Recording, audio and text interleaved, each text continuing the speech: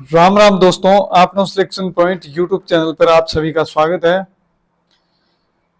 RS 2026 vacancy है, उसका notification जारी हो चुका है। जो आरएस वैकेंसी का लंबे समय से इंतजार कर रहे थे उनके लिए बहुत बड़ी खुशखबरी है। कुल कितने पदों पर नोटिफिकेशन जारी हुआ है, आवेदन कब से शुरू किए जाएंगे और संभावित एग्जाम डेट क्या है, इन सभी बातों के बारे में हम इस वीडियो में चर्चा करेंगे। सारी डिटेल हम इस एक ही वीडियो में आपको बताएंगे। अगर चैनल पर नए जुड़े हैं तो चैनल को सब्सक्राइब कर दें और वीडियो को लाइक कर दें। चलिए स्टार्ट करते हैं। ये देख सकते हो आप 27 मई 2026 का राजस्थान लोक सेवा आयोग अजमेर का नोटिफिकेशन है।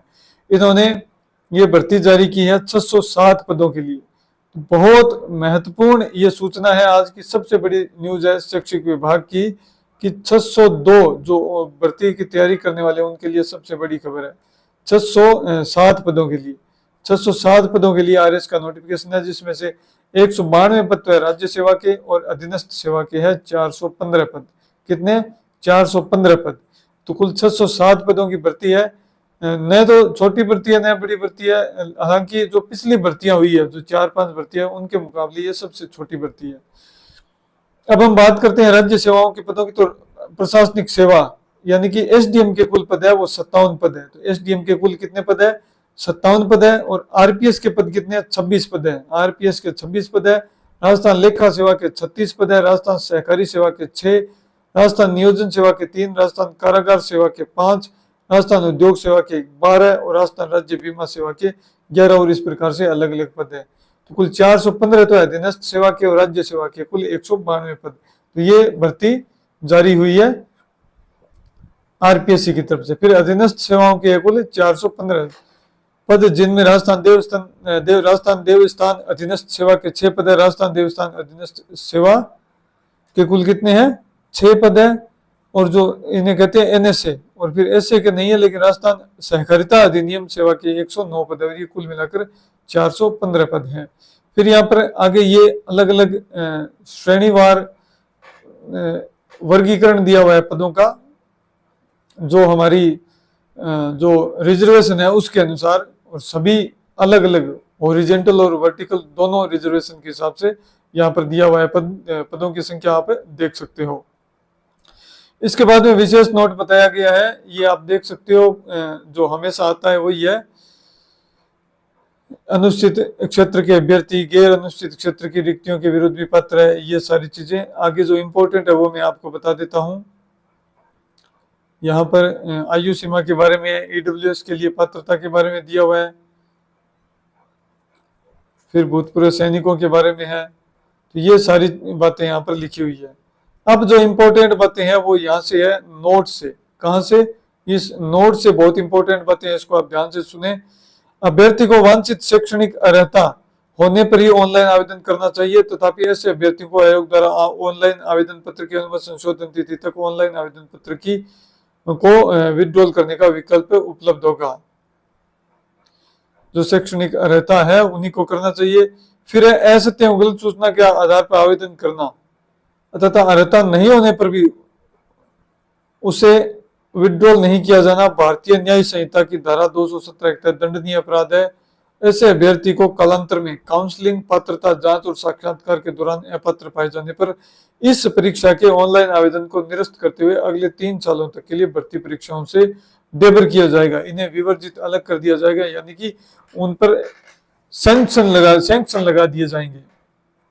भाई जियो पॉलिटिक्स के टर्म्स में हम क्या कहेंगे, उन पर सैंक्शन लगा दिया जाएगा 3 साल का आरपीएससी की भर्ती परीक्षा में शामिल होने के लिए।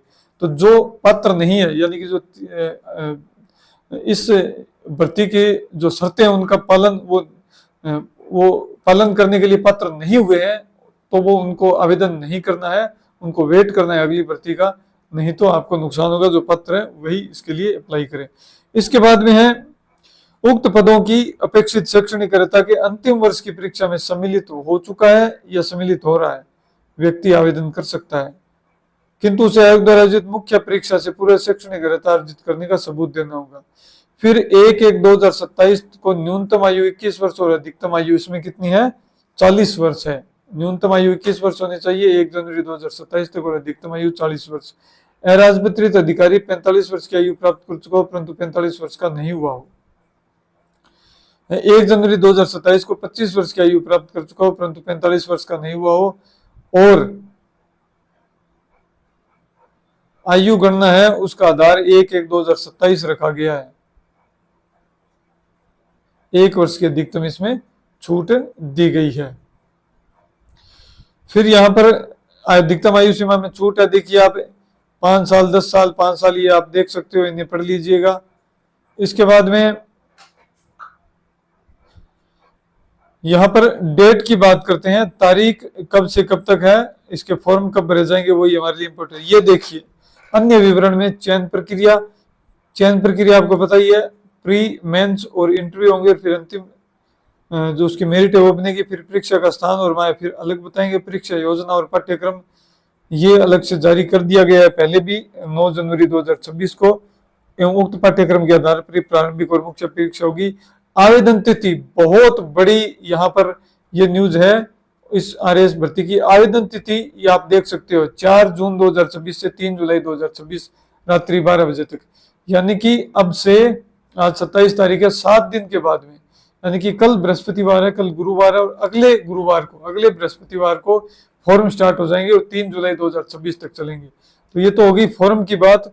तो कब तक है? 4 जून से 3 जुलाई तक ये फॉर्म चलेंगे। ये आप देख सकते हो कैसे आपको आवेदन करना है। और सामान्य वर्ग है, अनारक्षित, पिछड़ा वर्ग के क्रीमिलेयर, अति पिछड़ा वर्ग के क्रीमिलेयर के अभ्यर्थी 600 रुपए है, और फिर आरक्षित वर्ग के लिए 400 रुपए और दिव्यांगजन श्रेणी के लिए 400 रुपए है। तो ये कुल यहाँ पर आप देख सकते हो सारा कुछ बताया हुआ है। जनरल नॉलेज और जनरल साइंस का पेपर होगा 200 नंबर का 3 घंटे के लिए, और मेंस का पेपर है वो 200 नंबर के 4 हैं। जनरल स्टडीज 1, 2, 3 और जनरल हिंदी और जनरल इंग्लिश का। इसके बाद में यहाँ पर कोई ज्यादा इंपॉर्टेंट यहाँ पर न्यूज नहीं है। तो ये न्यूज है। अब हम बात करते हैं परीक्षा तिथि के बारे में। तो संभावित परीक्षा तिथि क्या हो सकती है? तो संभावित परीक्षा तिथि की हम बात करें तो जुलाई में तो एग्जाम होगा नहीं, जुलाई में सेकंड ग्रेड के एग्जाम है। उसके बाद में अगस्त में भी नहीं होगा, सितंबर में भी एग्जाम होने की संभावना कम है, क्योंकि सितंबर के मिड में एग्जाम होगा किसका? एसआई का एग्जाम होगा। तो एसआई का एग्जाम होगा। अब हो सकता है अक्टूबर में, सितंबर के लास्ट में या अक्टूबर में ये एग्जाम होने की संभावना है। सितंबर के लास्ट में या फिर अक्टूबर में। कब? सितंबर लास्ट में या अक्टूबर में ये एग्जाम, सितंबर लास्ट या फिर अक्टूबर के पहले वीक में, या फिर अक्टूबर में ये एग्जाम होने की पूरी संभावना है आरएएस प्री का, या अक्टूबर के